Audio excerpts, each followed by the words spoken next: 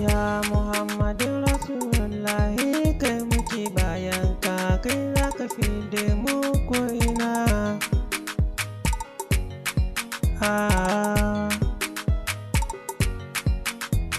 Ya Muhammadu, kai ne mutum ba, kai ne kan zamo haske ba haske ba, shugaban kowa dukkanin halittoci daban-daban, kai ne babba.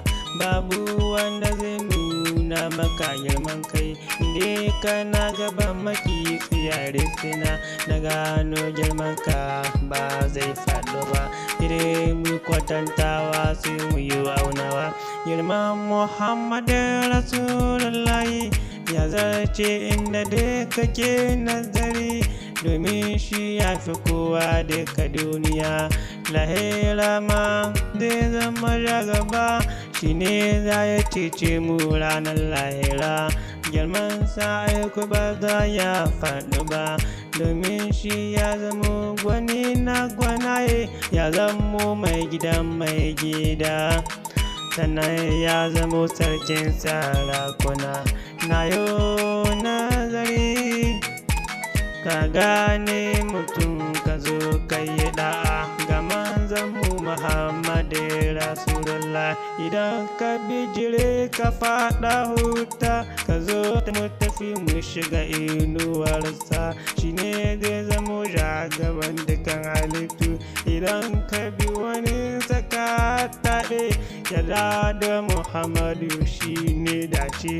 Mu dai ya Allah muna bayan Muhammadu, ka kama mun hannunmu ya Muhammadu, kai ne muke yin kauna, ne muke yin kauna.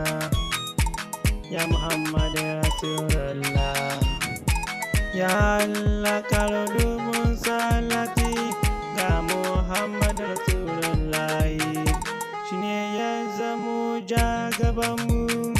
Kuda wanda baya so, kuda ma kana so, kana gani mu za mu kara harama, domin biyar mazan Allah sallallahu. Ya Allah ka saka ma cikin dashinsu, mu yo nazari kalamai na su za mu yo furtawa ga fiyayyen halitta.